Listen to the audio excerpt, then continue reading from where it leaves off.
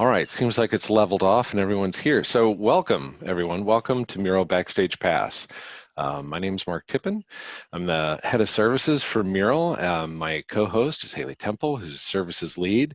And for the next 60 minutes, we'll take you behind the scenes of a teamwork session. We encourage you to use the chat in the QA.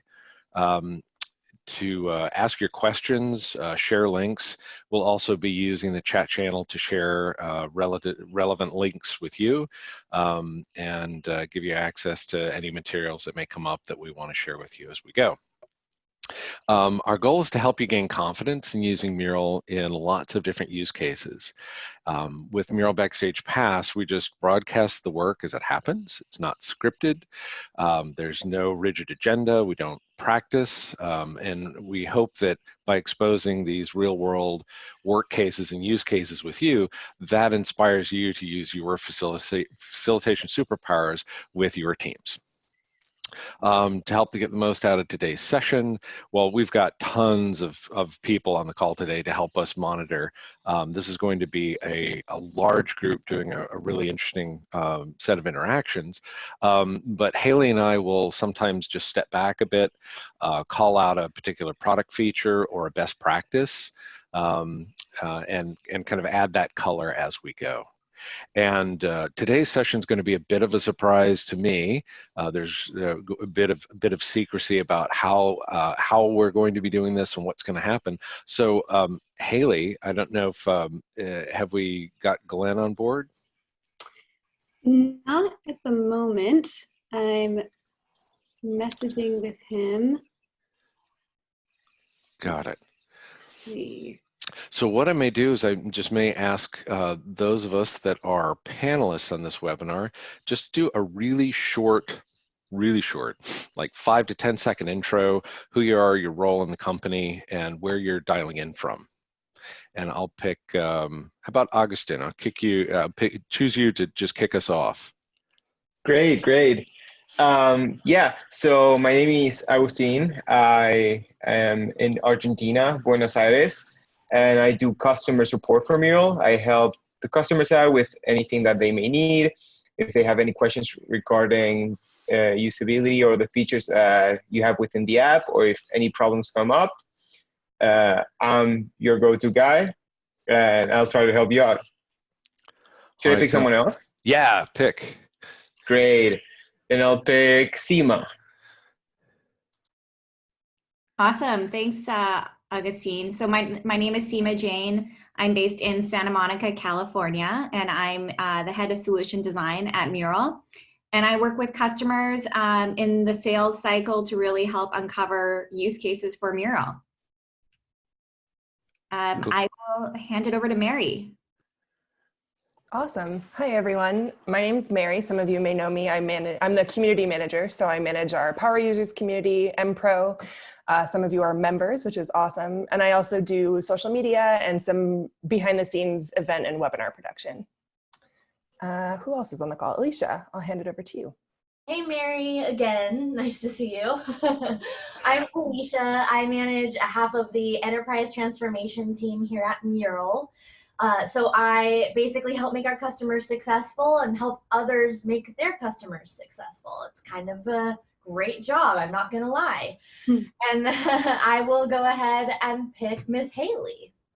Hey guys, I'm calling in from Orange County, California. I am basically responsible for helping coach our customers and teammates about how to be awesome facilitators and work with people from anywhere. And who else hasn't gone? Stefan. Good morning, good evening, good afternoon to everybody. I'm Stefan Virag. I'm responsible for making consultants feel comfortable in MURAL and know how to use MURAL with their clients. So if you are a consultant on this call and haven't met me, please reach out to me. I can drop my email in the chat. Nice to meet you all. Cool, thanks. And I guess Matt, a very rare appearance by the brains of the operation. Matt, welcome. Thanks, guys. Hi, everyone. I'm calling in from Warsaw, so late afternoon, early evening. And I am on the revenue operations team here at MURAL. So my job, and I used to be on the support team and get to talk to all the users, but now my job is to help the Mural team help you guys better. There's the wild Matt appears. I love it. And I think we have Emilia as well. I see Emilia. I don't know if she's dialed in quite yet, but she'll be joining us in a moment. Oh, hi there, Emilia. Oh, there she is. Sorry, I was Sweet, just no worries. Emilia, so tell us about what you're doing, what you do at Mural. okay. So I'm an enterprise transformation manager. So I'm working with our clients, helping them digitize their work and collaborate better visually in Mural. Love it. All right. Well, thank you guys. Really so cool to have work for a truly global company. What about me? Oh, I need my moment. just hi, totally Erica. Oh my glossed God, over I'm Erica. sorry. You're off Erica, camera. go do your thing. Where are you calling in from? Thank you. So I'm Erica. I'm an enterprise transformation manager. I actually work with Alicia. I like to refer to myself as a thought partner, so helping customers get ramped up, answer questions, get creative together. And I am calling in from rainy Seattle this morning. So good morning, everyone. Wonderful. Yeah. Thanks, Eric. Totally didn't mean to leave Last anyone but out. Yeah. definitely not least, Erica, I promise. Well, All right. we also have Emilia too. She just got back on video. Yeah. Anyone else missing I haven't covered so far? I'm looking through. So tip, when you're doing these sessions, all the video conference tools have some type of attendee list, but I rely on that really heavily facilitating. And in this one, we have panelists, like people, our group that'll be doing the work today and attendees. So that's a really handy way as a facilitator just to kind of scan down the list. I wish they had little tick marks or something so you could keep track of, who spoke on intros and stuff, but also screen capturing those lists are really helpful just to get and dropping that into Mural is a great way to keep track of attendees for meetings and that kind of stuff. Well, with that, thank you guys for introducing yourselves too. I think it gives people a good perspective of where we're coming from and where we're working and that we are a global company, right? And I know really wanted to focus on this session with a couple of things. So we talk about we're a global company, but we also have a lot of remote employees. So I work from home, as you can see my fridge and my HelloFresh box, not sponsoring us, is behind me. And we also have a lot of teammates that even though they're in an office, they work from home maybe a couple days a week, have that flexibility to do that. So we wanted to talk a little bit today about thinking through what are some challenges with remote work and looking at it from different perspectives. This is kind of inspired by the session we did last week on visualizing what remote work looks like for people and in different, whether that is completely working from home, being a digital nomad, working from home 2 days a week, some of the challenges and benefits there. So now we're gonna kind of take that discussion we had last week and really drive it into thinking about and problem framing this challenge with a little bit more depth, so we can then think through, well, what are some ways as a team we can solve this challenge and some of the pains that we might feel working as a remote teammate. So with that, let me invite you guys into the canvas where we're going to be working. So panelists, I'm going to give you this link here. Those of you who would be interested in joining the canvas and the conversation, if not, totally okay. You're also welcome to watch, right? But you can join with an anonymous link. And so that way you don't have to sign in. You can jump in and view things that are happening in Mural, even contribute if you'd like. All right, sounds good. Looks like it's loading. Great. I'm going to ask to be followed so that you guys are going to see what I'm seeing and, of course, what I'm sharing on the screen. So just to orient ourselves a little bit what we're doing, we're going to be talking about going through different steps of a meeting kind of today in the process of just to show you guys how meetings with remote teams and even in-person teams really work. So we are going to start with a quick warm-up together. And then we're going to use this element called diverge, kind of to think broadly about this topic I mentioned, which is remote work and its challenges. Then we'll get some time, once we've really explored outward, we're thinking big, start finding commonalities, maybe identifying similar things that people have shared. And so we're starting to do some sense making of what you guys have shared today. And then we're gonna come back together. So once we've kind of understood, unpacked what we've shared, kind of trying to bring our ideas back together, really try and focus on one specific problem that we would like to solve. And finally, what we want to do is reflect on that experience. What are some things that we want to take forward after this session?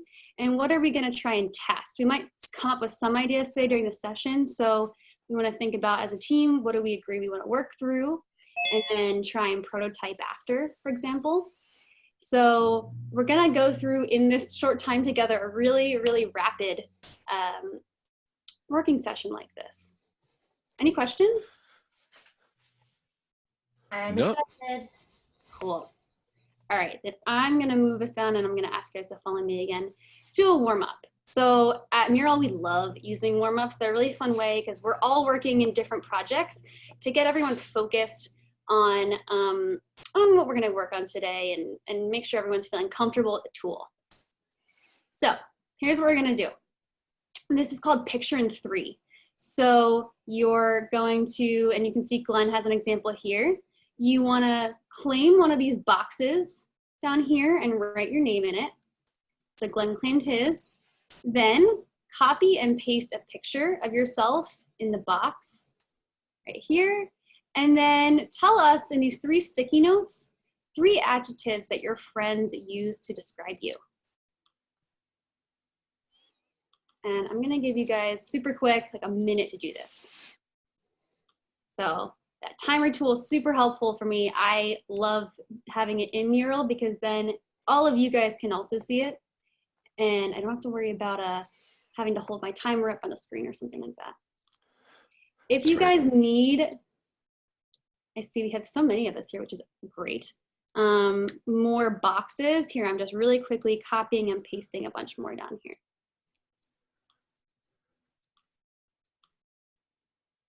And I'll keep doing this. Pretty awesome. We have a pretty limitless canvas.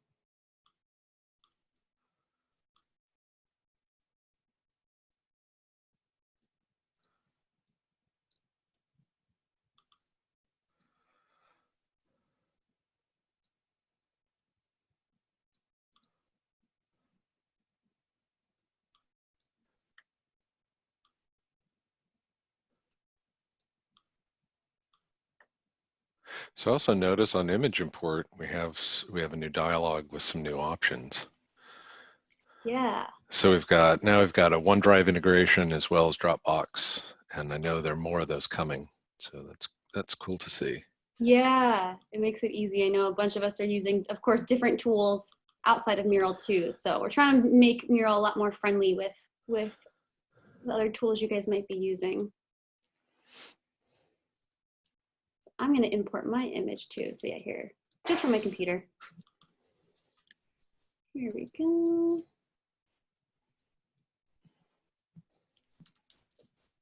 All right, I'll give you guys about 10 more seconds if you're not already there. I love adding little icons. Cool, so I'm gonna give you guys a chance really quickly to scan over everything. We won't share out everyone's characteristics, but Erica, why don't I have you kick us off? What are some three things people use to describe you? Sure, so I will go in reverse order of what I have there. Caring, I hear that, which I'll take it. And then probably the 2 most true to my character is sarcastic and hangry. I need to eat, and there's a word to describe me if I don't. Awesome. So, Fair enough. Okay. As Erica's manager, I agree wholeheartedly, especially with the sarcastic part. That's right. Love it. All right. Radical candor in action here. Yes. All right, Matt, tell us what people say about you, and not people at work, because we have choice words for you. It's like amazing, right? All right, what do people say about you? I also put sarcastic. Erica, good choice. Nice. Go team sarcasm. I put curious, but I think I want to change it to maybe nerdy. I'm not really sure there on that one. And then traveler, which isn't exactly an adjective, but I'm all over. Nice. All right, one more. Let me see. Emilia, how about yours? Thanks. I just stopped chewing so I can unmute my camera too. Nailed it. Yay. My friends, we actually did the activity with Robert Scrober recently. Otherwise, I would have no idea what to put here. But so I asked a couple of friends and my husband, and they would describe me as happy, adventurous, and considering. Love it. And also true. Thank you. Love it. All right, so awesome. This is just one of a ton of warm-ups that you can use in Mural. And you saw, like, with more participants, it was pretty easy for me to quickly copy and paste things over. So bring your friends, bring anyone into Mural. Let us start thinking through this kind of stuff. I'd also just like to mention in warm-ups, there's, in this case, we do know each other, but we're coming together around a topic for the first time. So is when you're meeting people for the first time, this type of warm-up is really helpful. It builds that trust. There's a little humor. But if even if you have regular meetings, you can use warm-ups really strategically to kind of set the tone or get people to be really thoughtful on a topic. So a lot of warm-ups, you may see warm-ups that seem like more towards the fun and games side of things, but there are warm-ups where you can you could do a poll, you could take an opinion, you could as a team plot a set of priorities, and then actually set the stage for a discussion in a really intentional way. So I just wanted to mention that to the folks there. There's a wide range of them, and some of them are really helpful even in regular ongoing meetings.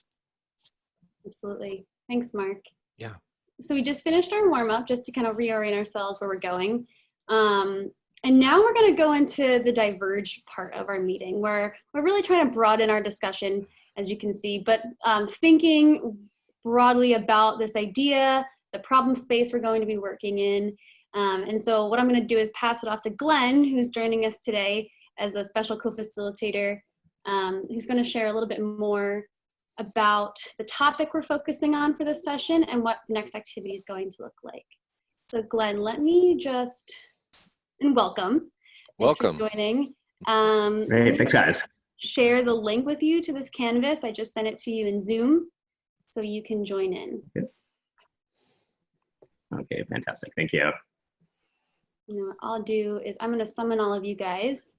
So make sure you're on the same area of the canvas where I'm working right now.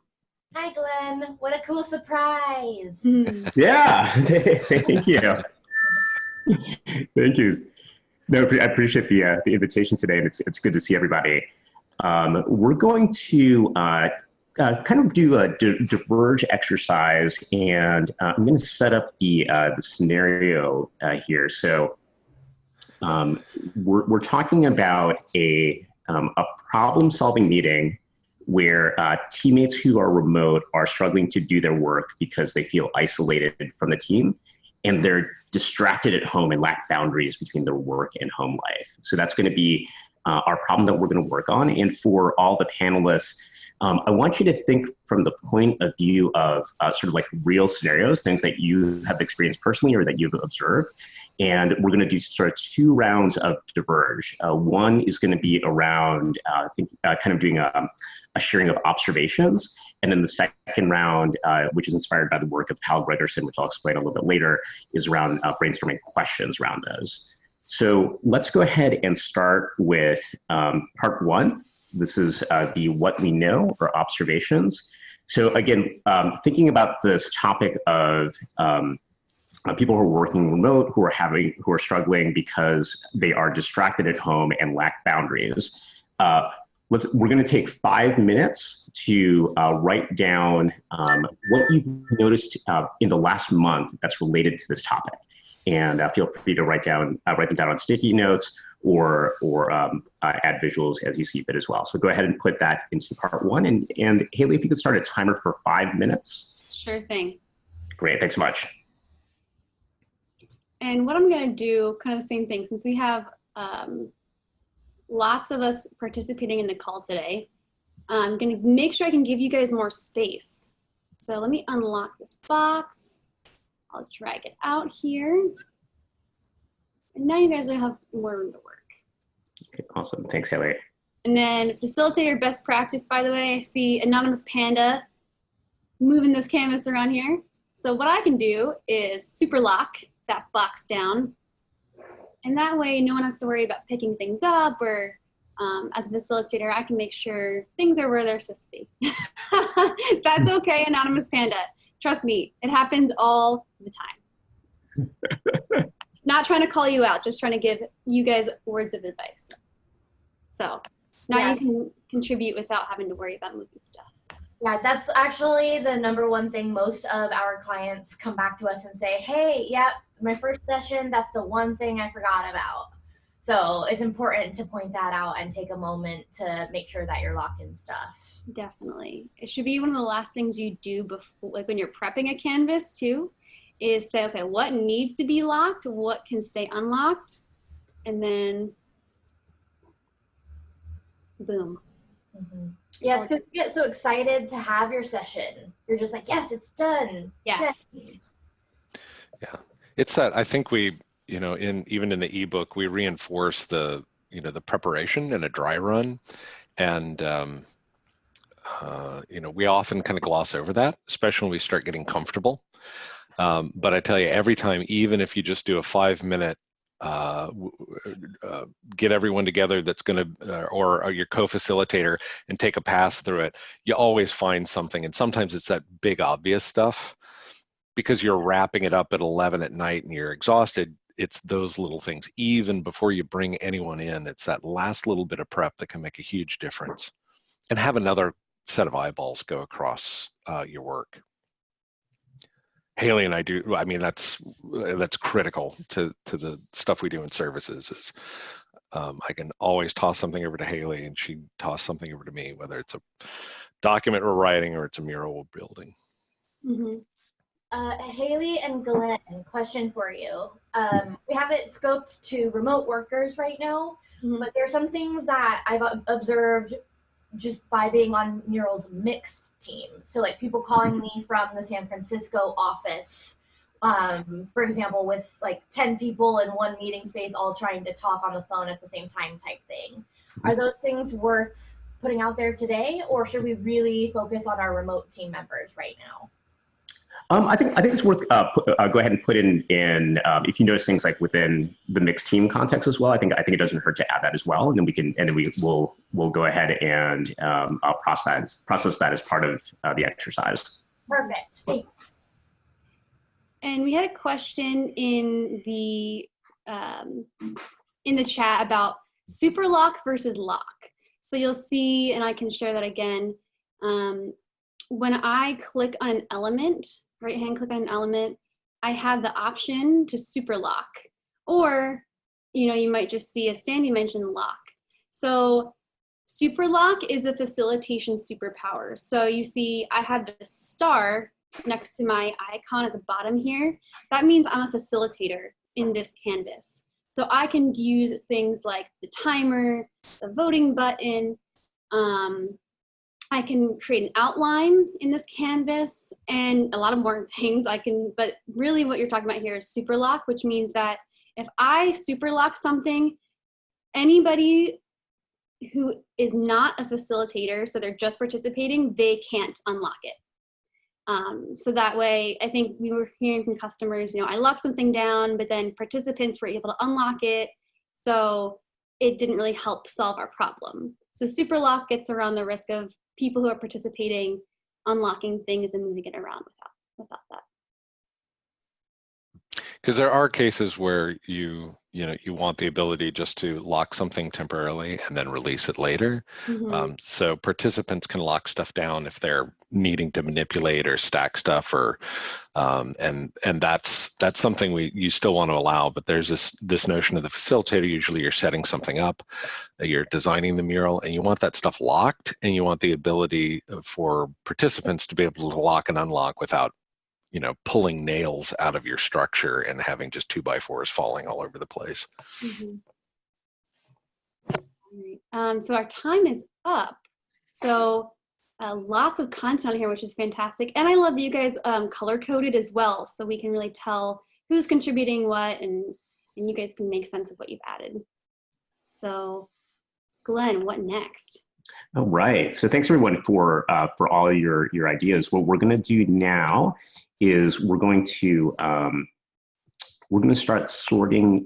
Well, before we start sorting, actually, we're going to take these observations and kind of take 1 minute just to read over them and scan different ideas. We're not clustering yet. We're just taking a look at what other people have written. So let's go ahead and put 1 minute on the clock to scan what's on the observations brainstorm.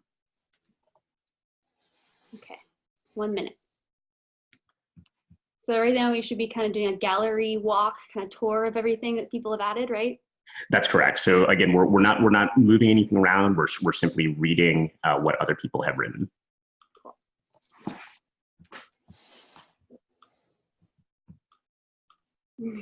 I love the GIF in here. Perfect.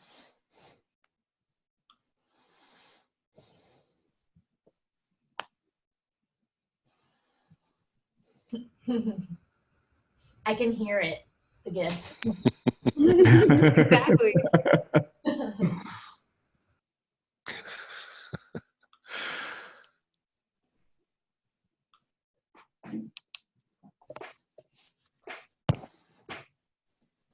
So I'm finding, even just dropping in a small icon and grouping it to a particular note is really helpful. It's kind of, it's a best practice when we're running, workshops with Luma.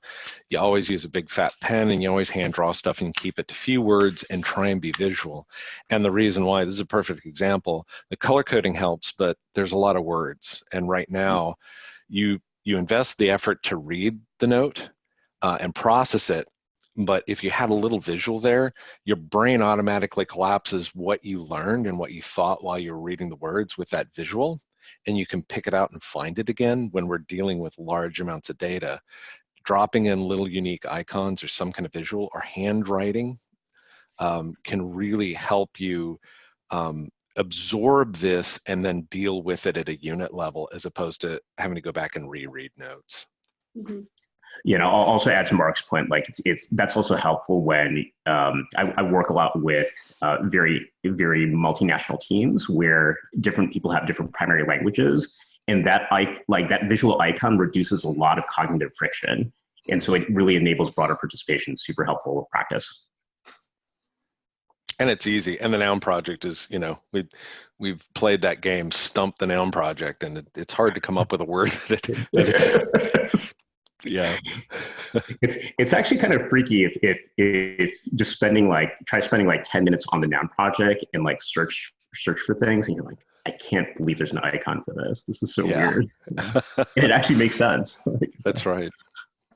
I'm just showing where the icons come from. I can type properly.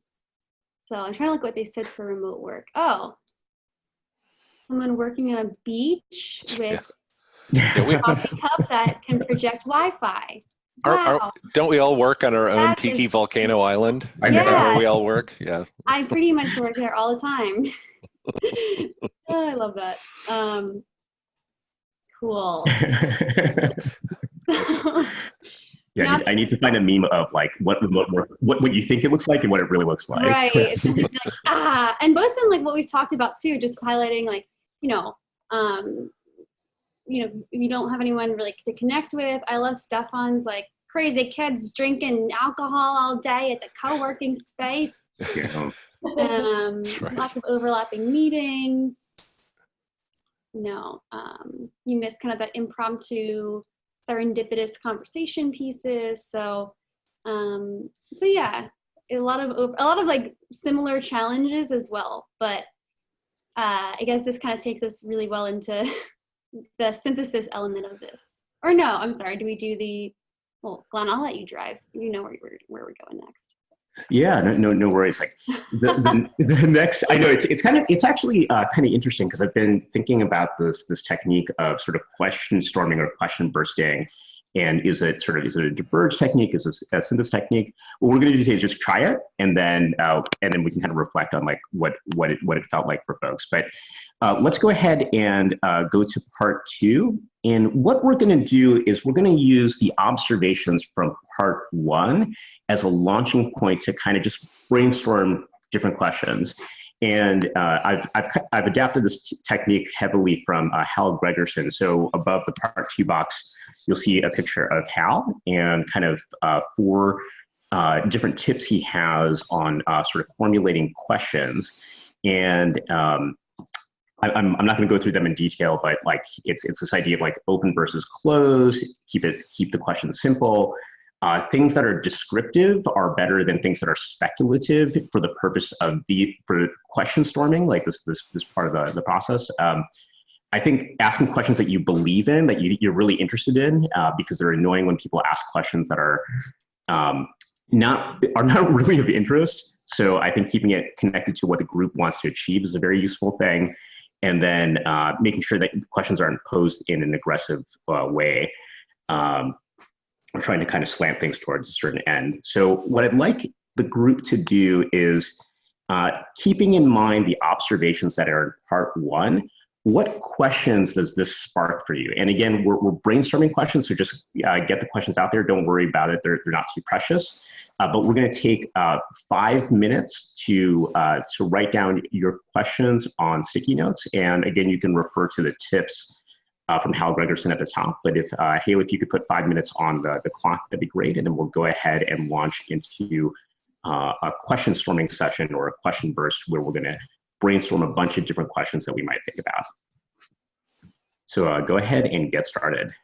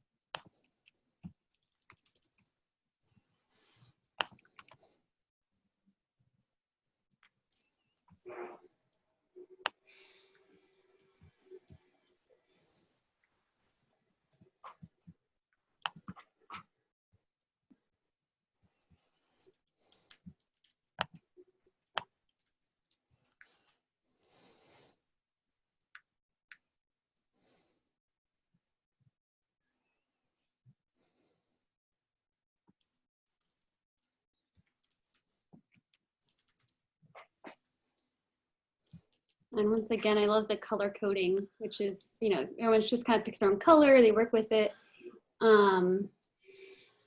which is fantastic.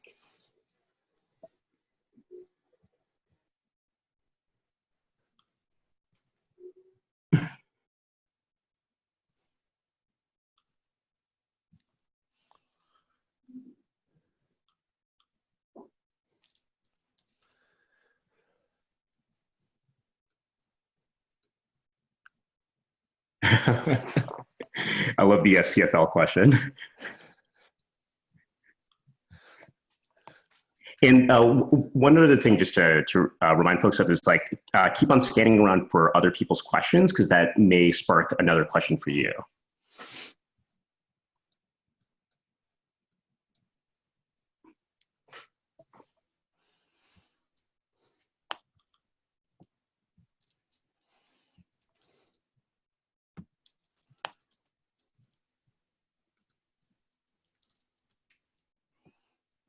And those of you who are in the call too, if you have any questions for us about how we facilitate, why we're doing certain methods, how do we prepare this canvas, things like that, feel free to ask. This is your space to see how we're working, but also just ask us, like, why did you do it that way? Or how does Mural work?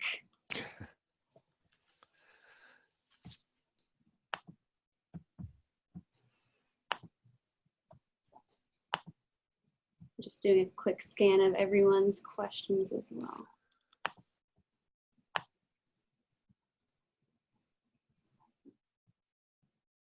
Yeah, so another tip, when you're trying to plan sessions like this, one big question is, well, how much room should I leave for all the notes that are going to be generated? Mm-hmm. Typical rule of thumb is anywhere from 1 to 2 notes per minute. So as a facilitator, you have a lot of influence over the amount of information that's generated simply by doing some rough math and thinking about how many participants are you going to have and how long do you give them to generate. And so in a case like this, we've got a pretty big multiplier because we have so many people that are participating, that if we do this for a minute, we'll have, let's see how many people we have. We have 13 panelists. So in a minute, we could have anywhere from 13 to 26 pieces of data, roughly, to deal with. But if you let people generate for 10 minutes, that multiplier gets pretty big. And part of it is, yes, you'll have more thorough data sets. So if your session were to end here and what you were doing is just trying to get as much as possible, and then you would take the burden on while everyone else went on to their next meeting to dedupe and sort and do a rough affinity cluster of that processing, it would be a good thing to generate a lot of data. But if you're trying to step people through a sequence of steps, it's a common mistake where you end up generating so much information at the first step that you blow your schedule because you're then trying to wrestle with an overwhelming amount of information. And that's something that, it's kind of boring. If you're trying to go through and sort it, you can try and divide it in half and then do an activity where 2 groups within the room go through and try and sort. So ways to kind of mitigate it, but be thoughtful when you're planning your sessions about how many people you have, and and on the fly when you're setting that clock. There's a big difference between giving people 2 minutes and giving people 5 minutes, depending on how many people you have in the room.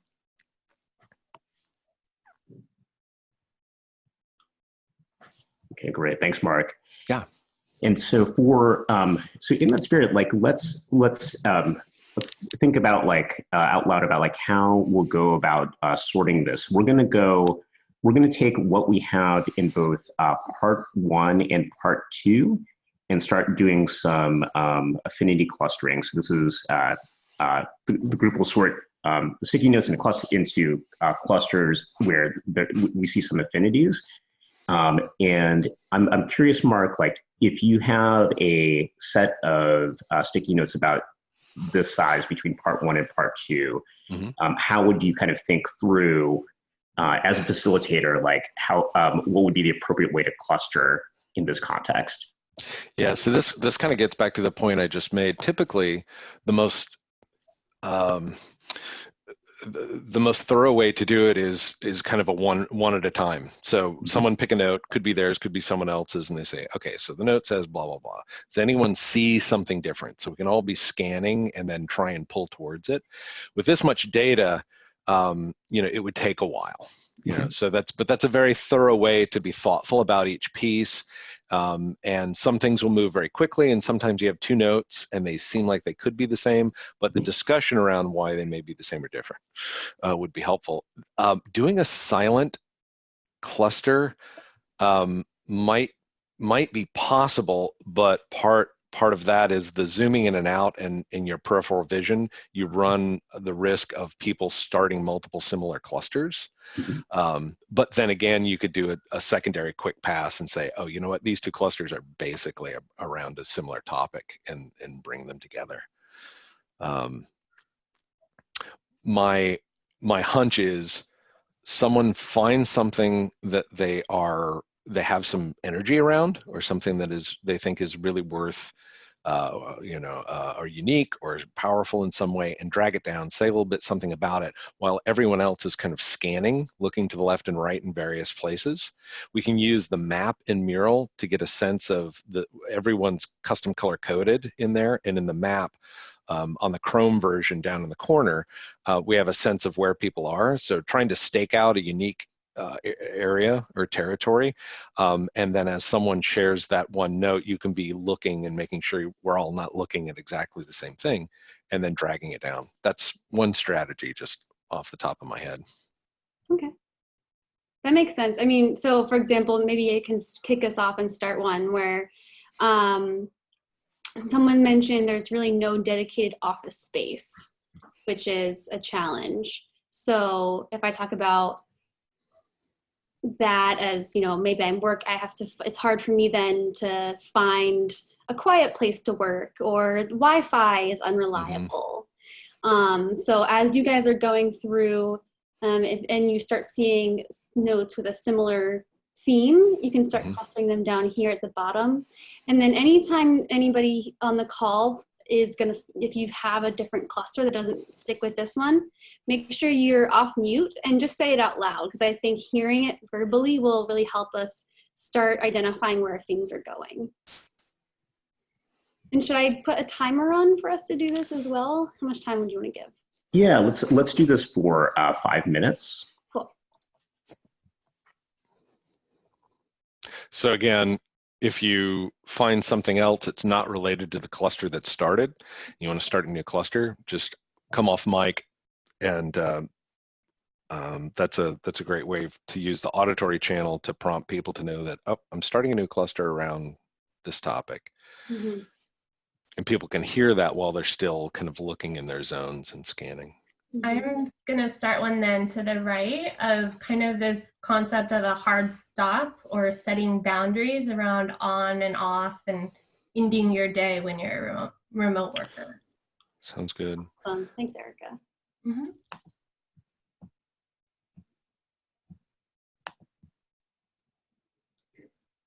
And so you can see Mark is starting to make a kind of a little category name for that cluster.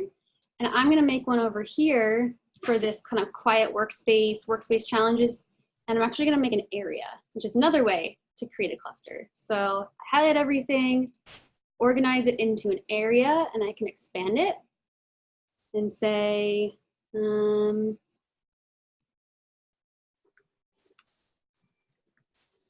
give it a name.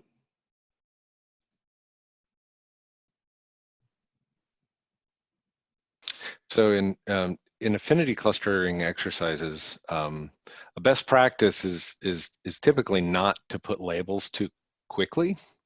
I find in online situations like this, it's helpful to introduce them just as guideposts. The reason why you don't want to label too quickly is it starts to reinforce an undesirable behavior, which is bucketing, where people actually just take stuff and they say, okay, the buckets we have here are good enough, and things that are actually making different points or are worthy of some discussion have a tendency to get thrown into these buckets. If you plan into your session that you're going to do an iteration, a few steps, then it's probably a handy way to go from completely unaffinitized, initial generation into some rough buckets. But when you have clusters that are, more than 8 to 10 notes, you really run the risk of having conflicting or different ideas that get thrown into a big cluster. And what you're doing is you're making it harder and harder to reach an insight, which is really the ultimate outcome of this, is not just to sort them kind of in an obsessive compulsive way and feel like you've sorted your sock drawer, which might look visually and might calm that desire to have order in your world. But the goal of this is to really start looking at those patterns and relationships. So the big buckets are good. Each cluster probably should have another discussion and see maybe there could be separate clusters that are broken out from there. then the labeling, and then really the ultimate step is to go beyond just the word label into a sentence. Like if this cluster of notes was a sentient being that was trying to tell you about itself, what would that sentence be? And that's where you really start saying, well, I can't do it in a sentence, it's a paragraph. Well, that's a good sign that you've got too many ideas packed into one thing.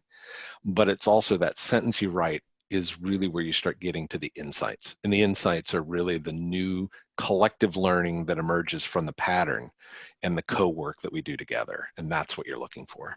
Mm-hmm. I created a couple of new clusters. I did one on positive behaviors, and then I did one on like the limitations or social limitations rather. Cool, thanks, Alicia. No problem. Because you just prompted me. I'm like, oh yeah, I wrote something that might be applicable. So now I can at least get it into our, our first iteration on bucketing quickly. I'm also going to throw one in around, because I thought I saw this multiple times, but like not getting support or responses on things because there's so much to keep up with or time zones get in the way. I'm not exactly sure what I'm going to title it yet, though. Uh-oh, not a positive. Oh, sorry. That's me moving things around on you. Oh, yeah, sorry. Haron had a question about making text and content on sticky notes the same size, kind of like format alignment. That's honestly something I would love to have format alignment on certain things. The only real thing you can do is switch the type of sticky notes. So if I wanted all of these to be 3x3s, I could do that.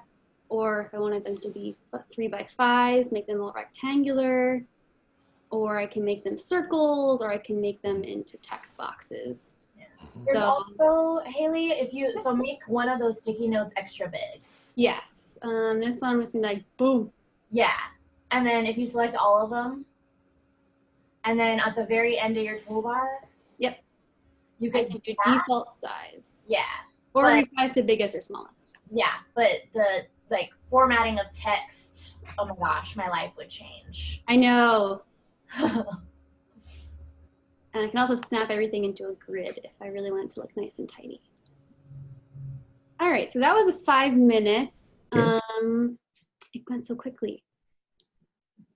Yeah, so maybe in our remaining time, I think coming back to Mark's point, I think what might be fun to do is let's take a cluster, and what we'll want to do is convert the label into a sentence with feeling, something like what's the so what of this cluster other than this label.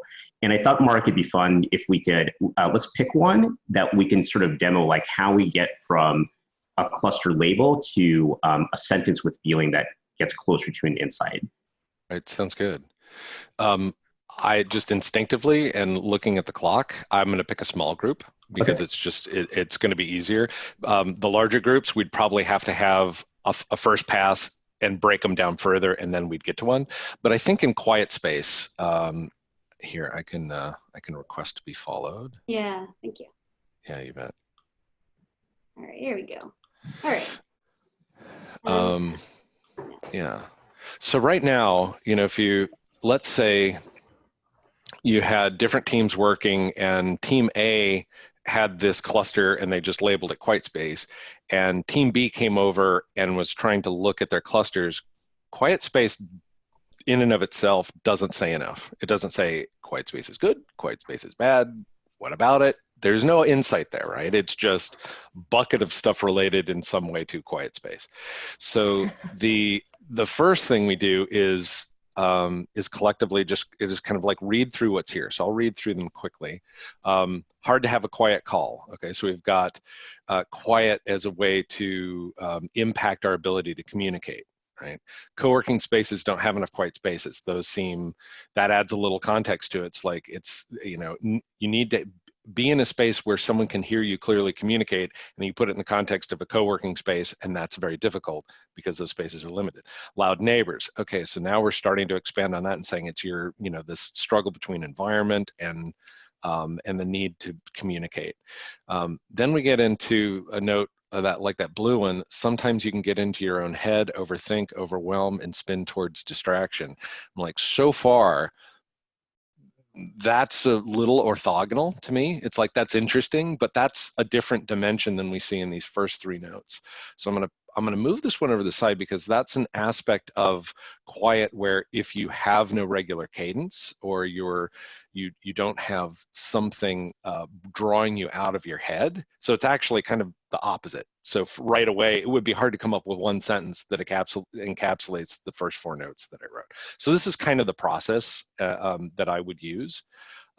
Maintenance folks in my building who don't realize I'm working, all the time. Like, why is it in a suburban neighborhood, neighbors can't just come together and say, look, Tuesday is the weed blower day? It's like, they're Monday, they're Tuesday. They're like, and I'm like, really? Really? It's just, and then Saturday, who are the people that then no. schedule it on Saturday morning? Oh my God, right. Okay, so we're starting to really get a sense of, frustration and things outside of our control, still within the context of needing to concentrate or call. Okay, so I won't belabor this any further, but I'll say just around these four, I would love to, let me drop in a couple text labels here. I'd love for a couple people to join me in trying to write a sentence. Like, if these top four notes right here were trying to describe themselves, write a sentence that you think would, what would those four notes, would they be trying to tell us? Another way I describe this is, if you wanted the too long didn't read version of this, like you were gonna read an article, but you just wanted the summary, someone to scan it, what would be like a really scannable line?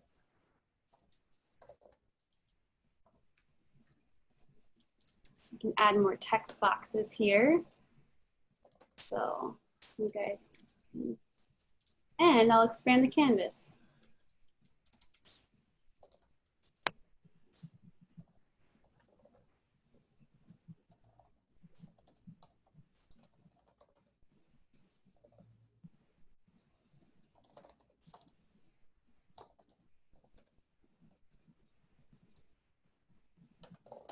I kind of feel like Oprah that I'm doing this. I'm like, you get a text box. You get a text box. We're so generous with our text boxes. I know, I'm just like, oh my gosh, take a text box, please. That's right. So I'm going to read, looks like we have a couple of these out there. I'll start with mine. So in my, challenge to try and distill this, I pulled together: predictable quiet space is essential for thinking clearly and communicating with others. It's just a shot. Let's hear from some other folks on the call. Unmute and read yours. I put, just like in an office, there are aspects of remote work that are outside of our control. We can provide protected spaces for our team. That's right. That's good. Now I would even challenge you to go, like, could you get it to one sentence? Or is there something where it just is a rule of thumb where it's like, if I have to say it in two sentences, are there two aspects that are quite different where it's worth teasing it apart? It's not like a critique that, oh, you didn't get it down to one sentence. It's actually a little, a glimmer of gold in the water where you go, like, wait a minute, there's something there to mine that might be worth teasing apart.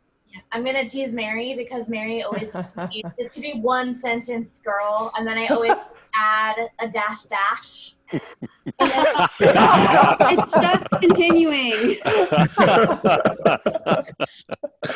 That's right. That's great. I'll read a couple more of these. I see. A place to actually focus and be productive are becoming few and far between. The ability to choose quiet space is crucial for productivity alone and with others. Right? See, these are wonderful. These are a completely different level of, of empathy and connection that was lurking in those four notes, that now we actually have something that says quite a bit more than quiet space. So that's what I do.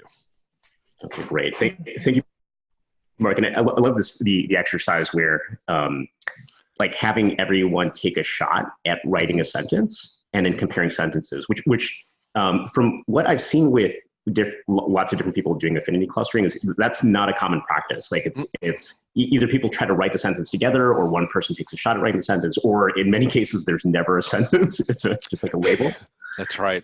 And you have the copy editor that's saying, no, you're splitting your prepositions. You're, oh, no, it's, you know, is that an Oxford comma we need there? You know, it's like, so that is like one of the go-to facilitation things. In any moment, you can diverge and merge again, right? You can flare and focus. And right there, it's like leverage the energy of the people in the room and say, everyone give it a shot. Some people will, some people won't. Some people are going to check their phone. But if you get a couple, right away, we've already done a couple ideas that then we can vote on, we could collectively synthesize, and we are continually getting the benefit of the diverse points of view that exist in the room and in this meeting. We're all here. Let's leverage as much as we can about purposefully getting stuff out of your head and then bringing it together and getting alignment, you know.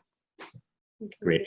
And I know we're almost at time, but just one other quick thing I'd highlight is the act of winnowing down the cluster, I think, is also a very helpful practice where by that act of subtracting things out of the cluster to really focus it on kind of a, like, there's an idea around these things, but these other things may be kind of taking us away from a cohesive thing, is also a very useful practice. Wonderful. So I'll hand it back to you for final words, Haley. Yeah. So this is, I mean, as a remote worker, I definitely appreciate the time to kind of unpack some challenges that we experience as teammates across different locations. And I want to thank you guys, who are joining us from Mural, for sharing some of this, because I know it makes me feel like I'm not alone in this situation. So I believe next week we're also going to continue this conversation and do some more hands-on activities. So those of you in the chat, those of you on our Mural team, feel free to jump in and join us next week to continue the discussion. Yeah. And I just want to mention really quickly that if you're interested in getting a little bit more of a basic overview or a feature overview of Mural, we have a demo every Thursday morning at noon Eastern, 9 a.m. Pacific time. And you can join that as well. Maybe I can ask someone to really quickly grab that link and throw it in the chat before we end the Zoom, in case anyone would like that. Yeah, grabbing it right now. Yeah. Go August. Thank you. All right. Well, with that, thank you guys so much. I will hang on for a couple more minutes if you guys want to as well, or if you have any questions, but I'll let you guys enjoy the rest of your Friday morning or afternoon and have an absolutely fantastic weekend. Thanks for joining Backstage Pass. Thank you. Thank you. Take care, everyone. Have a great weekend. You too. Hi, guys. Happy Friday. Happy Friday.